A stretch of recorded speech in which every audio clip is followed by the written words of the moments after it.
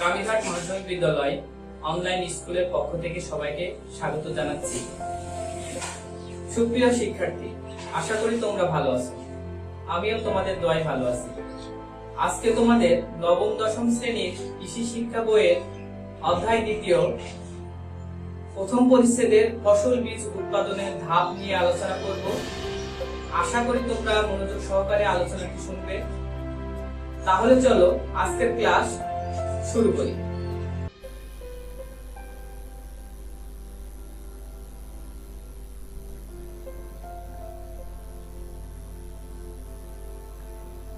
ফসল বীজ উৎপাদনের ধাপ সমূহ তোমরা লক্ষ্য করো। 1 নম্বর, বীজ জমি নির্বাচন। বীজ উৎপাদনের জন্য উর্বর জমি নির্বাচন করাই উচিত। জমিটা যদি উর্বর না হয় তাহলে ফসল বীজ ভালো হবে না। জমি অবশ্যই আগাছা মুক্ত ও আলো বাতাস যুক্ত হতে হবে। নির্বাচিত জমিতে পূর্ববর্তী বছরে একই জাতের বীজ চাষ না করা হয়েছে এরকম যদি জমি হয় তাহলে সেই বীজটা ভালো হবে। সুপ্রিয় শিক্ষার্থী, নির্বাচিত জমিতে 2% জৈব পদার্থ থাকা উচিত। যদি জৈব পদার্থ জমিতে না থাকে তাহলে কিন্তু সেই ফসলের বীজটা ভালো হবে না। তোমরা এবার 2 নম্বর ধাপটি লক্ষ্য করো, বীজ জমি পৃথকীকরণ। বীজ উৎপাদনের জন্য নির্বাচিত জমি ও পার্শ্ববর্তী একই ফসলের জমির মধ্যে নির্দিষ্ট দূরত্ব ব্যবধান থাকতে হবে। কারণ একই জাতের যদি দুইটা ফসল আমরা পাশাপাশি আবাদ করি, পরাগায়নের সময় এটা সমস্যা হবে এবং এই পরাগায়নের সময় ওই ফসল আমরা যে বীজটা তৈরি করব সেই বীজটা গুণগত মান ভালো হবে না। এই জন্য ওই দুইটা জমির মাঝখানে একটা নির্দিষ্ট ডিসটেন্স থাকতে হবে, তাহলে সেই বীজটা ভালো হবে। এর উদ্দেশ্য হচ্ছে কাঙ্ক্ষিত শস্য বীজের সাথে যেন অন্য জাতের বীজের মিশ্রণ না ঘটে। কারণ আমি যে বীজটা তৈরি করছি, যে জাতটা তৈরি করছি, এখন অন্য জাতের যদি মিশ্রণ ঘটে যায় তাহলে সেই বীজটা আর ভালো হবে না। সুপ্রিয় শিক্ষার্থী, তাহলে তোমরা বুঝতে পারলে যে বীজ জমি পৃথকীকরণ আমরা কেন করব, কেন আমরা দুইটা জমির মাঝখানে নির্দিষ্ট দূরত্ব বজায় রাখব। চলো এবার আমরা ধাপ 3 দেখি, বীজ সংগ্রহ। আসলে বীজ সংগ্রহটা খুবই গুরুত্বপূর্ণ একটি বিষয়। বীজ সংগ্রহ বীজ উৎপাদনের একটি গুরুত্বপূর্ণ ধাপ। বীজ উৎপাদনের জন্য অবশ্যই প্রত্যায়িত বীজ সংগ্রহ করতে হবে। তোমরা এটা অবশ্যই মনে রাখবে যে আমরা যে বীজটা তৈরি করব সেই বীজটা যেন ভালো হয়। এজন্য বীজ উৎপাদনের জন্য অবশ্যই আমরা প্রত্যায়িত বীজ, যে প্রত্যায়িত বীজগুলো পাওয়া যায় ভালো মানের বীজ, সেই বীজগুলো আমরা সংগ্রহ করব। বীজ সংগ্রহের সময় নিম্নোক্ত তথ্য কিন্তু আমাদের জেনে নিতে হবে। তাহলে কোন কোন তথ্য আমাদের জেনে বীজ সংগ্রহ করতে হবে সেগুলো দেখো। জাতের নাম। আসলে আমরা কোন জাতের বীজ তৈরি করতে যাচ্ছি সেটা আমাদের নির্ধারণ করতে হবে এবং সেই জাতের নামটা আমাদের জানতে হবে। খ, বীজ উৎপাদনকারীর নাম ও নম্বর। যে প্রত্যায়িত বীজটা উৎপাদন করলো তার নাম ও নম্বরটা কিন্তু আমাদের জানা জরুরি। গ, অন্য জাতের বীজের শতকরা হার। এখানে অবশ্যই আমাদের এটা লক্ষ্য রাখতে হবে যে অন্য জাতের বীজের শতকরা হার। ঘ, বীজের অঙ্কুরোদ্গম ক্ষমতা। এখন ঘ নম্বর যে পয়েন্টটা আছে, দেখো যে বীজের অঙ্কুরোদ্গম ক্ষমতা, এটা কিন্তু খুবই গুরুত্বপূর্ণ একটি বিষয়। তোমরা মাথায় রাখবে, অঙ্কুরোদ্গম যদি ভালো না হয় তাহলে সেই বীজ কিন্তু ভালো হবে না। আর সেই বীজ থেকে যে বীজ তৈরি হবে সেই বীজও কিন্তু ভালো হবে না। এজন্য তোমরা অঙ্কুরোদ্গম ক্ষমতা কিন্তু কি পরিমাণে আছে এটা জানতে হবে। আসলে তোমরা এখানে প্রশ্ন করতে পারো, স্যার অঙ্কুরোদ্গমটা কি? আসলে অঙ্কুরোদ্গমটা হচ্ছে বীজটা আমরা যখন বেডে দিই, দেওয়ার পরে এর যে গজানোর যে হার, মনে করো আমরা 100টি বীজ একটি বেডে দিলাম, দেওয়ার পরে সেখান থেকে মনে করো 90টি বীজ গজালো, তাহলে ওই বীজের শতকরা অঙ্কুরোদ্গম ক্ষমতা কিন্তু 90%। এটাই কিন্তু অঙ্কুরোদ্গম। নম্বর দেখো বীজের আর্দ্রতা। এখানে বীজের আর্দ্রতাও কিন্তু একটা বড় বিষয় হয়ে দাঁড়াবে। যে বীজটা তোমরা সংগ্রহ করবা সেই বীজটা কিন্তু অবশ্যই নির্দিষ্ট পরিমাণ একটা আর্দ্রতা থাকতে হবে। সেই আর্দ্রতা যদি নির্দিষ্ট পরিমাণ থাকে তাহলে কিন্তু সেই বীজটা ভালো হবে। এখন বিভিন্ন বীজের ক্ষেত্রে কিন্তু বিভিন্ন ধরনের আর্দ্রতা হয়। বীজ পরীক্ষার তারিখ। যে বীজটা যে কোম্পানিটা বিক্রয় করবে প্রত্যায়িত বীজ, সেই বীজটা পরীক্ষা করেছে কিনা, তারা সে কোন তারিখে পরীক্ষা করেছে সেটা কিন্তু তোমাদের জানতে হবে। উল্লেখিত তথ্যগুলো একটি গ্যারান্টি পত্রে ট্যাগ লিখে বীজের বস্তায় বা প্যাকেটে কিন্তু রাখা হয় প্রত্যায়িত বীজের ক্ষেত্রে। তাহলে তোমরা অবশ্যই বুঝতে পারলে যে বীজ আমরা সংগ্রহ করতে গেলে কি কি গুরুত্বপূর্ণ ধাপগুলো আমাদের দেখে নিতে হবে। তাহলে চলো আমরা এবার 4 নম্বরটি ধাপটা দেখি, বীজের হার নির্ধারণ। এখানে লক্ষ্য করো বীজের হারের মধ্যে আছে বীজের বিশুদ্ধতা, সজীবতা, অঙ্কুরোদ্গম ক্ষমতা, আকার, বপনের সময়, মাটির উর্বরতা শক্তি, এসব বিবেচনা করে হেক্টর প্রতি বীজের হার কিন্তু নির্ধারণ করতে হয়। তো এখানে হেক্টর প্রতি বীজের হার নির্ধারণ করতে গেলে অবশ্যই কিন্তু এগুলো জানতে হবে। তোমরা এখানে দেখো বীজের বিশুদ্ধতা। অবশ্যই একটা বীজের কিন্তু বিশুদ্ধতা থাকে, কারণ এক বীজের মধ্যে অন্য বীজ আছে কিনা, এই জন্য বীজের বিশুদ্ধতা কিন্তু একটা গুরুত্বপূর্ণ বিষয়। সজীবতা, আসলে বীজটা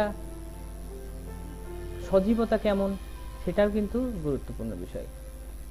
আমি তো অঙ্কুরোদ্গম ক্ষমতা সম্পর্কে বলেছি। আকার, বীজের আকার, বীজের যে সাইজটা, এটা বড় কি ছোট, সেটাও কিন্তু একটু গুরুত্বপূর্ণ বিষয়।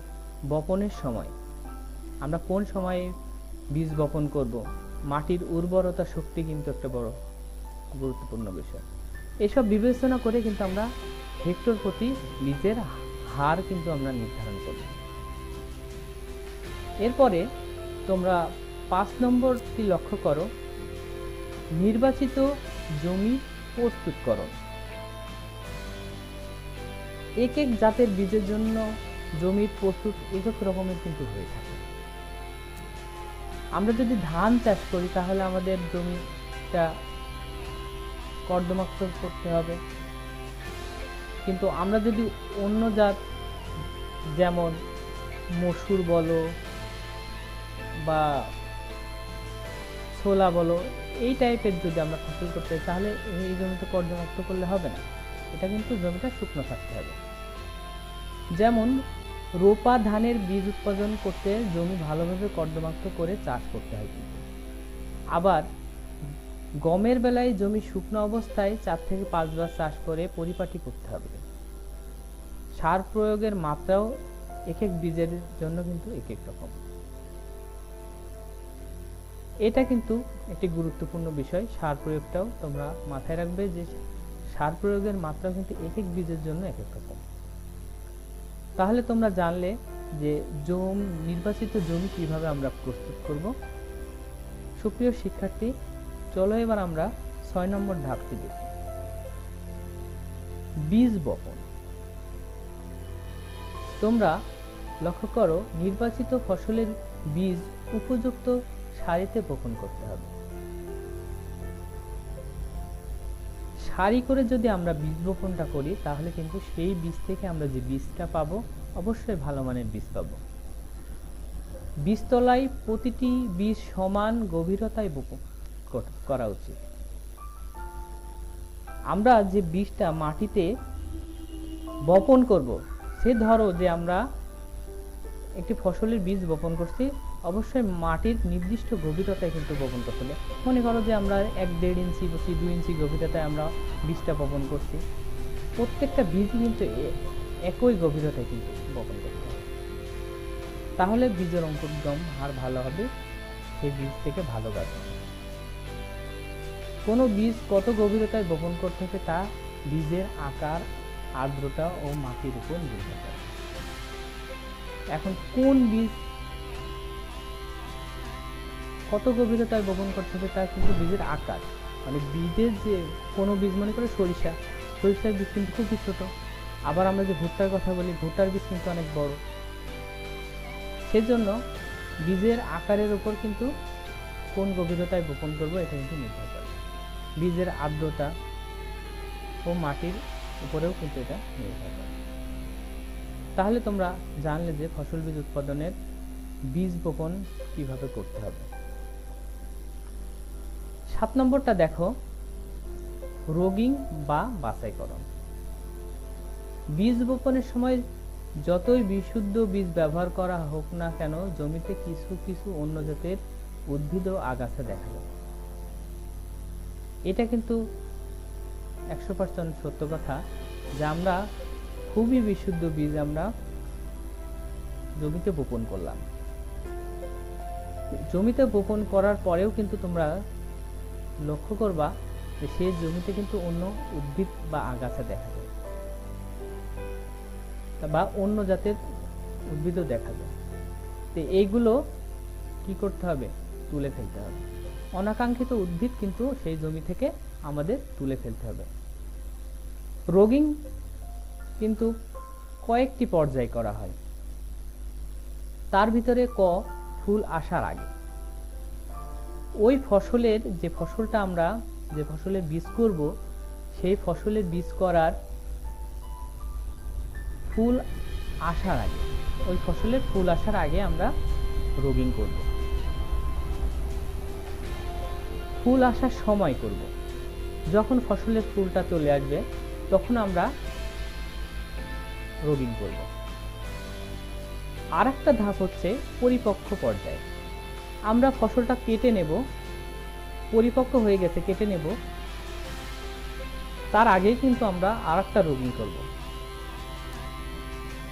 এখন এই রোগিং এর গুরুত্বটা কি আমি বলছি যে আমরা চাই কিন্তু বিশুদ্ধ বীজ, যাতে ওই বীজের ভিতরে অন্য জাতের কোনো আগাছা বা উদ্ভিদের বীজ যাতে না থাকে, এটাই রোগিং এর উদ্দেশ্য।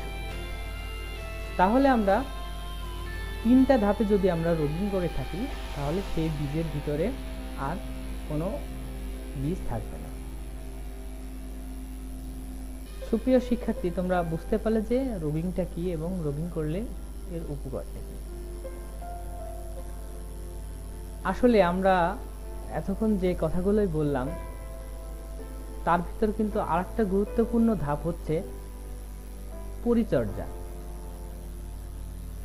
আমরা জানি যে পরিচর্যা না করলে কিন্তু কোনো কিছুই ভালো হয় না। পরিচর্যা আমরা যত ভালো করব, আমরা সেই ফসলের যে বীজটা পাবো খুব সুন্দর এবং ভালো মানের বীজ পাবো। তোমরা এখানে লক্ষ্য করো সুষম মাত্রায় সার প্রয়োগ। এখন আমরা যে ফসলের বীজ উৎপাদন করছি সেই ফসলের জমিতে সুষম মাত্রায় কিন্তু আমাদের সার প্রয়োগ করতে হবে। সারটা যদি আমরা ভালো সুষম মাত্রায়, আমাদের এখানে ধরো যে আমাদের সার লাগবে একটা জমিতে 10 কেজি, আমি সেখানে দিয়ে দিলাম 15 কেজি, এখানে কিন্তু মাত্রা বেশি হয়ে গেল। সেজন্য আমরা সুষম মাত্রায় সার প্রয়োগ করব, বেশিও দেব না কমও দেব না।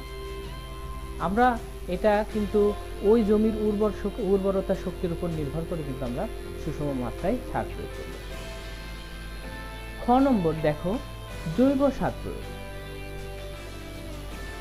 আসলে জৈব সার যদি আমরা জমিতে প্রয়োগ না করি, জৈব সার কিন্তু মাটির প্রাণ।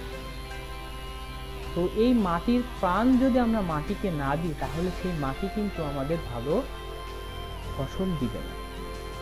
তাই তোমরা একটি জিনিস মনে রাখবে যে জৈব সার কিন্তু মাটিতে আমাদের প্রয়োগ করতে হবে। আসলে জৈব সারের প্রয়োগটা দিন দিন অনেক কমে যাচ্ছে, যার ফলে কিন্তু আমাদের ফসলি জমিগুলো অনেক ক্ষতিগ্রস্ত হচ্ছে। তাহলে আমরা চেষ্টা করব যে অবশ্যই জৈব সার প্রয়োগ করার। ঘ নম্বরে প্রয়োজন মতো সেচ দেওয়া। ফসলের জমিতে কিন্তু সেচ একটি গুরুত্বপূর্ণ বিষয়। আমরা যদি প্রয়োজন মতো কন্টিনিউ সেচ না দিই, তাহলে কিন্তু সেই ফসল কিন্তু ভালো হবে না। তাহলে আমরা প্রয়োজন মতো সেচ দিব। ঘ, বৃষ্টির পানি বা সেচের পানি জমলে নিষ্কাশন ব্যবস্থা করব। যখন প্রচুর পরিমাণে বৃষ্টি হবে অথবা অতিরিক্ত পরিমাণে সেচ নেওয়া হয়ে যাবে, তখন কিন্তু আমরা অতিরিক্ত পানিটা আমাদের জমি থেকে বের করে দেব। অন্যথায় জমির ফসল ক্ষতিগ্রস্ত হবে। অঙ্গ নম্বর দেখো, আগাছা পরিষ্কার। আমরা যে ফসলের বীজটা তৈরি করছি, এই ফসলের জমিতে যদি আগাছা থাকে, তাহলে কিন্তু আমাদের সেটা পরিষ্কার করে দিতে হবে। কারণ আগাছা থাকলে সেই ফসলটা কিন্তু ভালো হবে না, আমাদের বীজের উৎপাদন কিন্তু কমে যাবে। তোমরা এবার লক্ষ্য করো, চ, রোগ ও পোকা দমন করা। আসলে রোগ বলাই কিন্তু সবকিছুরই আছে, যেমন মানুষের আছে, গরু ছাগলের আছে, ফসলেরও কিন্তু রোগ বালাই আছে। তো যদি সেই বীজ উৎপাদন ফসলে যদি আমাদের কোনো রোগ বা পোকার আক্রমণ হয়, অবশ্যই সেটা আমাদের দমন করতে হবে। ছ, সারের উপরই প্রয়োগ করা। আমরা যে সারটা প্রয়োগ করব, সেটা কিন্তু সার আমরা উপর থেকে প্রয়োগ করব, সেটাই। তাহলে দেখলে সুপ্রিয় শিক্ষার্থী, তোমরা দেখলে যে পরিচর্যাগুলো কি কি এবং কিভাবে পরিচর্যাগুলো করতে হয়। এবার চলো আমরা 9 নম্বর ধাপ, বীজ সংগ্রহ। আমরা এতক্ষণ যে আলোচনাগুলো করলাম, লাস্ট পর্যায়ে আসছে হচ্ছে বীজ সংগ্রহ। আসলে বীজ যদি আমরা সংগ্রহ ভালো মতো না করি, তাহলে কিন্তু আমরা ক্ষতিগ্রস্ত হব। বীজ পরিপক্ক হওয়ার পরপরই কিন্তু কাটতে হবে। এটা কিন্তু সেই যে ফসল চাষ করে, সে কিন্তু দেখলেই বুঝতে পারে যে এটা পরিপক্ক হয়েছে কি হয়নি। আচ্ছা, এই পরিপক্ক হওয়ার পরপরই সেই ফসলটা আমরা কেটে নিব, তারপরে মাড়াই করে ঝেড়ে পরিষ্কার করব।